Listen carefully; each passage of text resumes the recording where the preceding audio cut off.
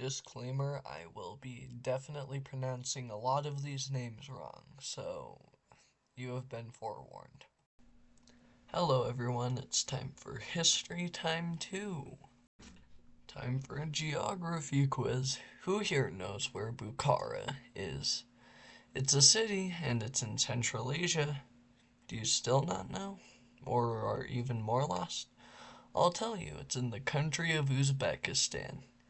Now you may be confused because we're talking about a city right now, not an ancient empire. But this all has to do with the Emirate of Bukhara, which Bukhara was the capital of. This time we will be doing geography. It was located in between the Sirdarya and Amudarya rivers in Kazakhstan, Uzbekistan, Tajikistan, and Turkmenistan. So pretty much just half of the stands. And the highest population cities were Samarkand and Bukhara.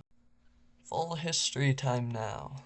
The emirate was made in 1785 when a Manghit, a Mongol tribe member, became the new emir and took control of the Bukhara Khanate and renamed it to the Emirate of Bukhara. All throughout the 18th century, the emirs had taken almost all control of the Khanate. In the 1740s, the Khanate, not the Emirate, was taken over by the Persians. When they regained independence, they left the Khans as pretty much puppet leaders until 1785, when Shah Murad openly took control. In the book Eastern Approaches, the author writes about how a Khan executed two British diplomats in about 1845, and a German man escaped his execution when they came for him.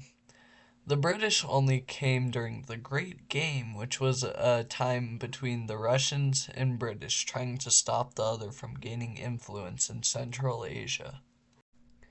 The next chapter of the Emirate's life began in 1868 when the Russo-Bukharan War ended in the Bukharan defeat, and much of the Bukharan land was annexed by the Russians, and they lost the city of Samarkand, one of their two biggest cities.